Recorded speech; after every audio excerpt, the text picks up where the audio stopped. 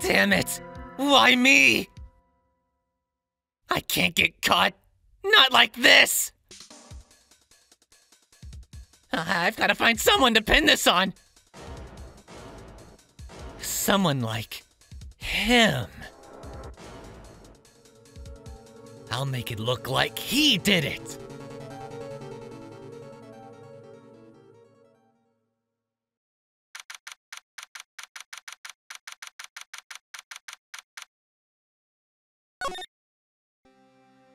Boy, am I nervous. Right! Oh, hiya, Chief. Whew, I'm glad I made it on time. Well, I have to say, Phoenix, I'm impressed. Not everyone takes on a murder trial right off the bat like this. It says a lot about you, and your client as well. Thanks.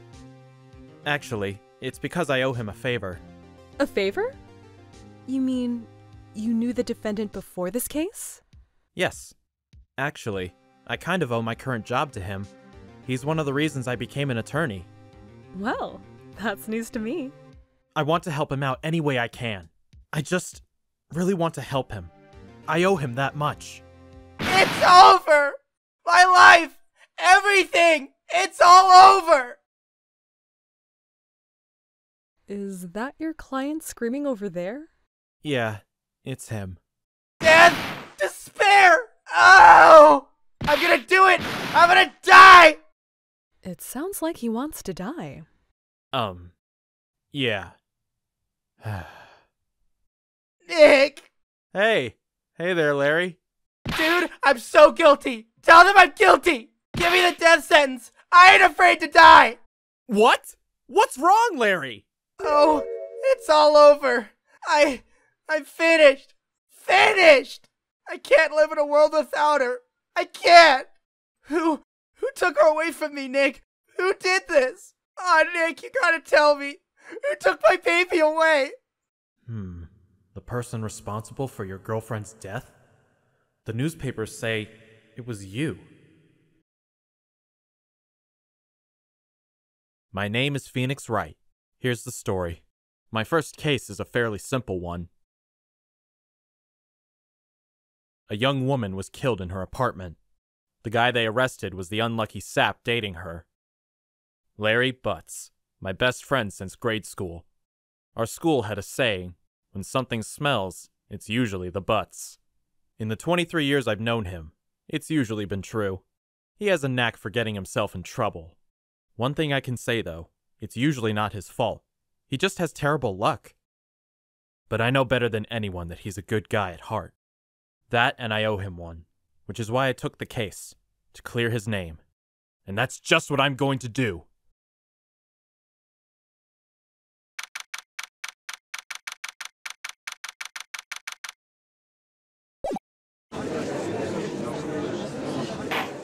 Court is now in session for the trial of Mr. Larry Butz. The prosecution is ready, Your Honor. The, defense is ready, Your Honor. Ahem. Mr. Wright, this is your first trial, is it not? Yes, Your Honor. I'm, a little nervous. Your conduct during this trial will decide the fate of your client. Murder is a serious charge. For your client's sake, I hope you can control your nerves. Thank you, Your Honor. Mr. Wright, given the circumstances, I think we should have a test to ascertain your readiness. Yes, Your Honor. Hands shaking, eyesight fading. The test will consist of a few simple questions. Answer them clearly and concisely. Please state the name of the defendant in this case. The defendant? Well, that's Larry Butz, Your Honor. Correct. Just keep your wits about you and you'll do fine. Next question. This is a murder trial. Tell me, what's the victim's name? Whew! I know this one! Glad I read the case report cover to cover so many times. It's... Wait. Uh-oh! No! No way! I forgot! I'm drawing a total blank here! Phoenix! Are you absolutely sure you're up to this? You don't even know the victim's name? Oh, the victim! Of course I know the victim's name! I, just forgot. Temporarily. I think I feel a migraine coming on. Look, the victim's name is listed in the court record. Just press this button to check it at any time, okay? Remember to check it often. Do it for me, please. I'm begging you. Mr. Wright, who is the victim in this case? The victim's name is Cindy Stone. Correct. Now, tell me, what was the cause of death? She died because she was... She was struck once by a blunt object. Correct. You've answered all my questions. I see no reason why we shouldn't proceed. You seem much more relaxed, Mr. Wright. Good for you. Thank you, Your Honor. Because I don't feel relaxed, that's for sure. Well then, first, a question for the prosecution. Mr. Payne, Yes, Your Honor. as Mr. Wright just told us, the victim was struck with a blunt object. Would you explain to the court just what that object was? The murder weapon was this statue of the Thinker. It was found lying on the floor, next to the victim. I see. The court accepts it into evidence. Right. Be sure to pay attention to any evidence added during the trial. That evidence is the only ammunition you have in court. Use this button to check the court record frequently. Mr. Payne, the prosecution may call its first witness. The prosecution calls the defendant, Mr. Butz, to the stand. Chief, what do I do now? Pay attention. You don't want to miss any information that might help your client's case. You'll get your chance to respond to the prosecution later, so be ready. Let's just hope he doesn't say anything unfortunate. Uh-oh. Larry gets excited easily. This could be bad.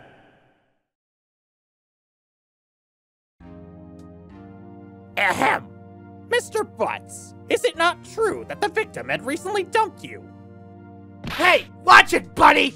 We were great together! We were Romeo and Juliet, Cleopatra and Mark Antony! Didn't they all die? I wasn't dumped. She just wasn't taking my phone calls. Or seeing me. Ever. What's it to you anyway? Mr. Butz, what you described is generally what we mean by dumped. In fact, she had completely abandoned you and was seeing other men. She had just returned from overseas with one of them the day before the murder. What do you mean, one of them?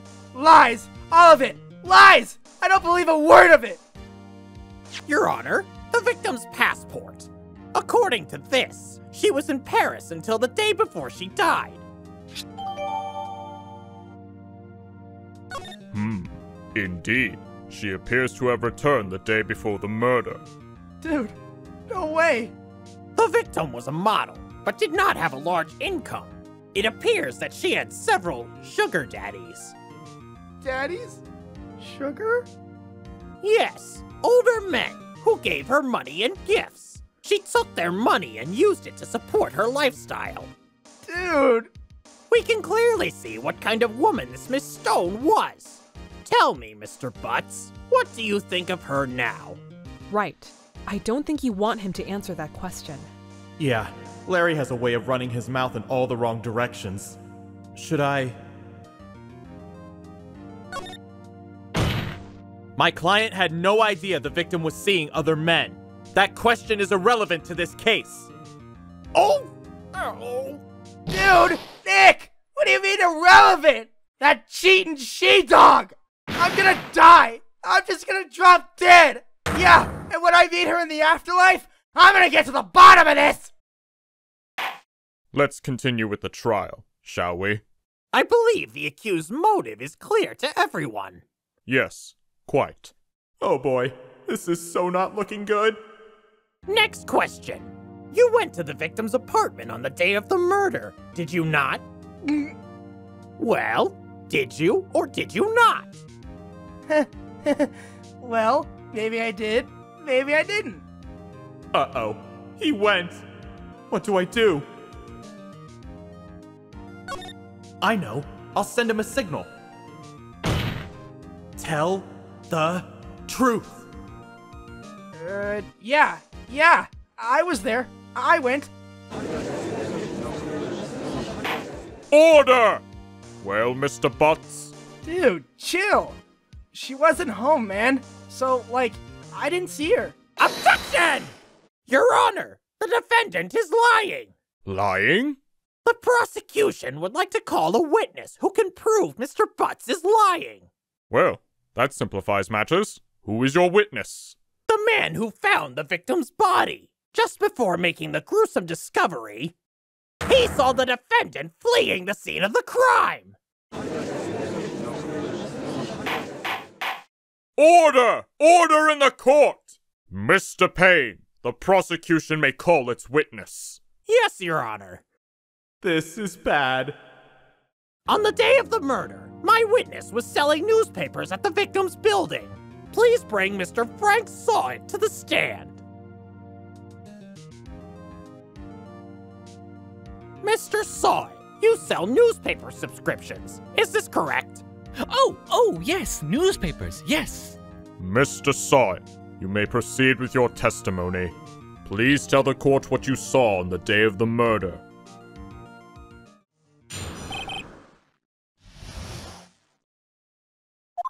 I was going door to door selling subscriptions when I saw a man fleeing an apartment. I thought he must be in a hurry because he left the door half open behind him. Thinking it strange, I looked inside the apartment. Then I saw her lying there. A woman, not moving, dead. I quailed in fright and found myself unable to go inside. I thought to call the police immediately. However, the phone in her apartment wasn't working. I went to a nearby park and found a public phone. I remember the time exactly. It was 1 p.m. The man who ran was, without a doubt, the defendant sitting right over there.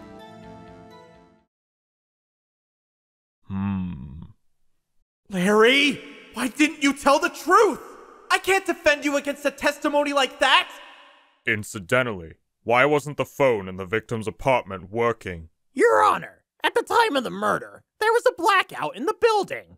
Aren't phones supposed to work during a blackout? Yes, Your Honor. However, some cordless phones do not function normally. The phone that Mr. Sahwit used was one of those. Your Honor, I have a record of the blackout for your perusal. Now, Mr. Wright. Yes, Your Honor. You may begin your cross-examination.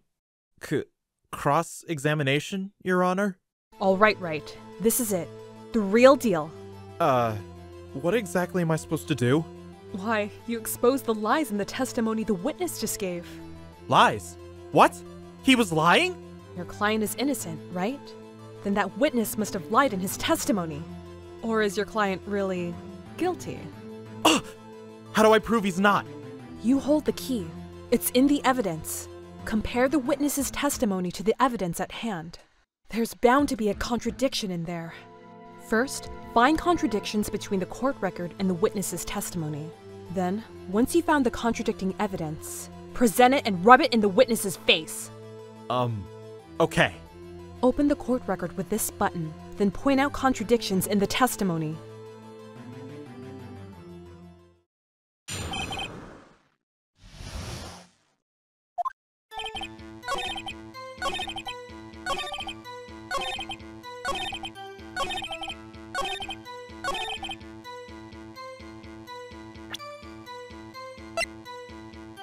Objection! You found the body at 1 o'clock p.m. You're sure? Yes, it was 1 p.m. for certain. Frankly, I find that hard to believe. Your statement directly contradicts the autopsy report. The autopsy notes the time of death at sometime after 4 p.m. There was no body to find at 1 o'clock p.m.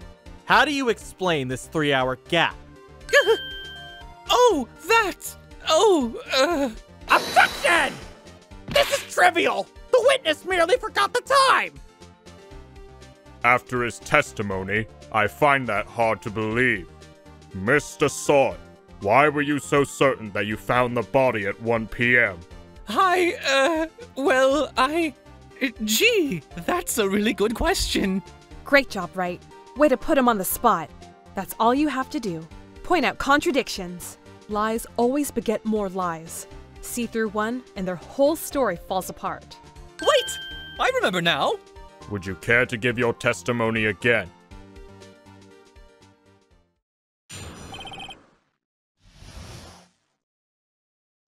You see, when I found the body, I heard the time. There was a voice saying the time. It was probably coming from the television. Oh, but it was 3 hours off, wasn't it? I guess the victim must have been watching a video of a taped program. That's why I thought it was 1 p.m. Terribly sorry about the misunderstanding.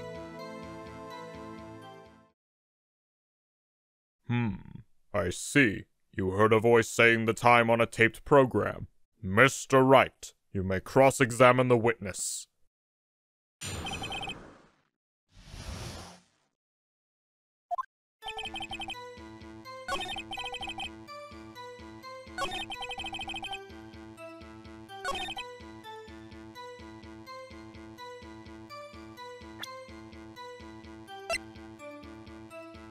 Objection! Hold it right there! The prosecution has said there was a blackout at the time of the discovery, and this record proves it. You couldn't have heard a television or a video. The defense has a point. Do you have an explanation for this, Mr. Sahwit? No, I find it quite puzzling myself. Quite. Ah! Wait! I remember now! Mr. Sahwit, the court would prefer to hear an accurate testimony from the very beginning. These constant corrections are harming your credibility. That, and you seem rather distraught. My apologies, Your Honor. It must have been the shock of finding the body. Very well, Mr. Sahwit. Let's hear your testimony once more, please.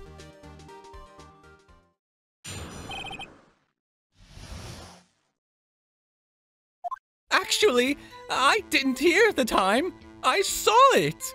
There was a table clock in the apartment, wasn't there? Yeah, the murder weapon. The killer used it to hit the victim. That must have been what I saw. You saw a clock. I guess that would explain it. The defense may cross-examine the witness. Gladly.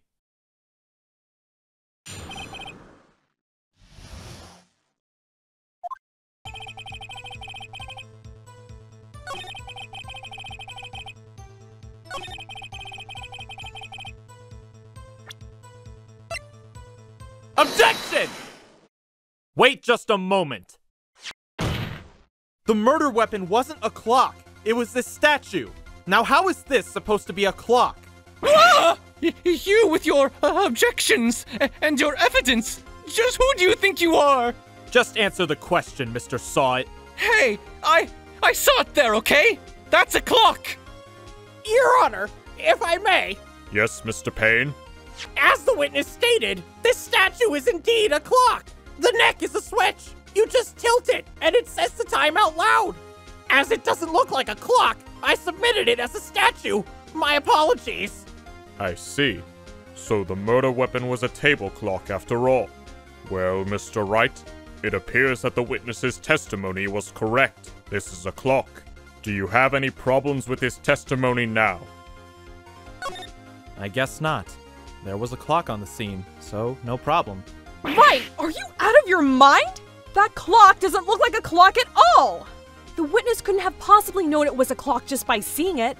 He said himself he never entered the apartment. It was in his testimony. Hey, you're right! Is something the matter? Does the defense have anything to add? Yes, I do. The only way he could have known the weapon was a clock is to hold it in his hand. Yet the witness testified that he never entered the apartment. Clearly, a contradiction. Indeed. The witness knew it was a clock because he... You're lying! You were inside the apartment on the day of the murder! Oh yeah? Prove it! Prove I went in there! I'll do better than that. I can prove you were the one who killed her! You struck her with the clock, and the shock of the blow triggered the clock's voice. That was the sound you heard. Order in the court! Intriguing. Please continue, Mr. Wright. Yes, Your Honor. Mr. Sahwit, the sound must have left quite an impression on you. Understandable, since the murder weapon spoke just as you hit the victim. That voice was burned into your mind. That's why you were so certain about the time. Objection!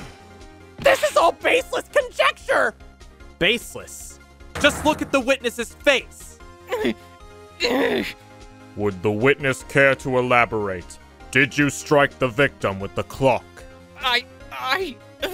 That day, I'd never. Look, the clock, I heard, no, I mean, I saw.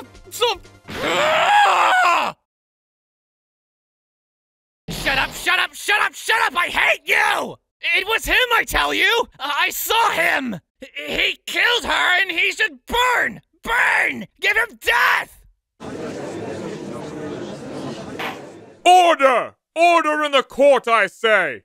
Your Honor, a moment, please! There isn't a shred of evidence supporting the defense's claims! Mr. Wright! Your Honor? You claim the sound the witness heard came from the clock. Do you have any evidence? The whole case is riding on this. I better think through it carefully. Your Honor, the sound Mr. Sahwit heard was definitely this clock. A fact which is clear if you simply... Let's sound the clock now, here in this court. Your Honor, may I have the clock? I ask the court to listen very carefully. I think it's 8:25. That certainly is a strange way to announce the time. Well, he is the thinker after all. So, we've heard the clock. What are your conclusions, Mr. Wright? Mr. Payne, can you tell me what time it is now? It's 11:25! As you can see, this clock is exactly 3 hours slow. Precisely the discrepancy between what Mr. Sahwit heard and the actual time of death. So, Mr. Sahwit, try to talk your way out of this one. Ha! Ha ha! You forgot one thing! Uh-oh. What's he talking about now? Well, it may seem like the clock is running 3 hours slow. It proves nothing! How do you know it was running 3 hours slow on the day of the murder? If you can't prove that, you don't have a case! He's right! How am I going to prove that? Damn it! I was so close! Mr. Wright, it seems you lack the critical evidence to support your claim. Yes, Your Honor. This means I cannot let you indict the witness. Unfortunately, this ends the cross-examination of Mr. Frank Sahwit. I come all the way down here to testify, and look what happens! You treat me like a criminal! A criminal! You lawyers are all slime! I almost had him! Sorry, Larry. I failed you. There's nothing I can do about it now. Not so fast, Mr. Sahwit! Chief! Listen up, Wright. Don't throw this one away. Not like this. Think. But Chief, it's over. I can't prove the clock was slow the day of the murder. Nobody can prove that. Well, yes. But that doesn't mean you can't still win. Try thinking out of the box. Don't waste time doubting the facts. Assume the clock was 3 hours slow and think through it. Ask yourself, why was the clock 3 hours slow? Figure out the reason, and you'll have your proof. Right? Right? Can you think of a reason as to why the clock would be 3 hours slow? Wait! Maybe I can prove it! You must have evidence somewhere that can prove it, right? Find it and let them have it! Well, Mr. Wright, you say the clock was already running slow on the day of the murder. Have you found evidence to support this claim? Of course. There is a piece of evidence in the court record that can prove my claim beyond a doubt. Ha! Tough words! Let's see you pull this one off! Let's see this evidence that proves why the clock was running slow. Take that! The victim had just returned home from abroad the day before the murder. As we all know, The time difference between here and Paris is 9 hours. When it's 4 p.m. here, it's 1 a.m. the next day there. The clock wasn't 3 hours slow. It was 9 hours fast. The victim hadn't reset her clock since returning home. That's why the time you heard when you struck her dead in her apartment was wrong. Proof enough for you, Mr. Sahwit? Or should I say, Mr. Did It?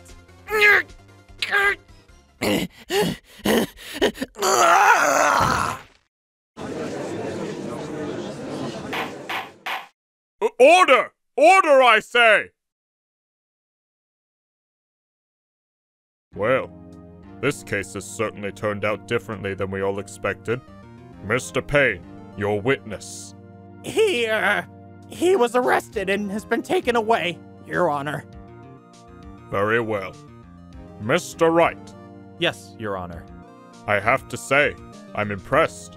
I don't think I've ever seen someone complete a defense so quickly, and find the true culprit at the same time. Thank you, Your Honor. At this point, this is only a formality, but this court finds the defendant, Mr. Larry Butz, not guilty.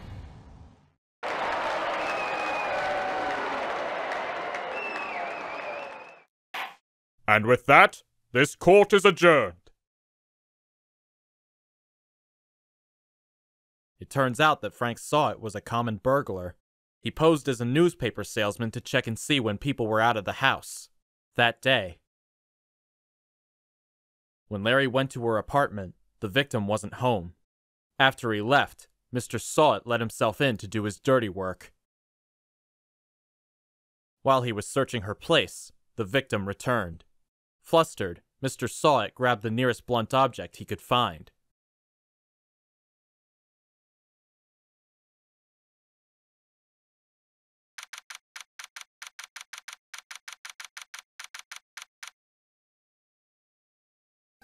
Whew! I still can't believe we won! Right! Good job in there! Congratulations! Thanks, Chief. I owe it all to you. Not at all, not at all. You fought your own battles in there. It's been a while since I've seen a trial end on such a satisfying note. I've never seen the Chief looking this happy. If she's this glad, imagine how Larry must feel. My life is over! Larry! You're supposed to be happy! What's wrong now? Ah, Nick. Don't worry about me. I'll be dead and gone soon. Good. Wait, no, I mean bad! Bad, bad, bad! Larry, you're innocent. The case is closed. But my Sydney Whitney's gone, man. Gone forever. Larry, she was a... Nah, never mind. Congratulations, Harry! Harry? Yes, you! I can practically see the headlines now. Harry Butz, innocent. Thanks. I really owe you one. I won't forget this, ever. Let's celebrate. Dinner, movie, my treat. Oh no, I couldn't. Hey! I was the one who got you off the hook! Oh, hey! Here, take this. It's a present. A present? For me? Wait, wasn't this the evidence that... Actually, I made this clock for her. I made one for her and one for me. Really? You? You made this? Well, thank you. I'll keep it as a memento. Yo, Nick, can you believe it? I was so into that chick. And she was just playing me for a fool. Don't that make you just want to cry? Larry... Are you so sure? Excuse me? I think she thought quite a lot of you, in her own way. Nah, you don't gotta sympathize with me. It's okay. Oh, I'm not just sympathizing. Really. Isn't that right? Don't you have something to show your friend? Something that proves how she felt about him? Huh? Oh, yeah, right. What the heck is she talking about? Take that! Check this out, Larry. Proof positive you weren't just some chump to her. Huh? What about that clock? This is the clock you made for her, Larry. And she took it with her when she traveled. Whatever. She probably just needed a clock, that's all. You think so? It's a pretty heavy clock to take traveling. Well, make of it what you will. Hey, Nick, I'm glad I asked you to be my lawyer. Really, I am. Thanks. Hope that made him feel a little better. Right? I hope you see the importance of evidence now. Also, hopefully you realize things change depending on how you look at them. People too. We never really know if our clients are guilty or innocent. All we can do is believe in them. And in order to believe in them, you have to believe in yourself. Right. Listen, learn, grow strong. Never let go of what you believe in. Never. Well, I think our work here is done. Shall we be off? Yeah, I guess so. Say, how about dinner? On me? We'll drink a toast to innocent Butz. Yeah! Oh, speaking of Harry, you were saying part of why you became a lawyer was because of him. Yeah. Part, at least. You'll have to tell me more about it sometime. Maybe over drinks? And so, my first trial came to a close. Larry slapped me on the back and said, "Gee, Nick, it's good to have friends!" But I'm pretty sure he's not going to pay us, unless you count the clock he gave Mia. I didn't know it then, but that clock was soon going to be at the center of another incident. And my promise to tell the chief about me and Larry would be one promise that I wouldn't be able to keep.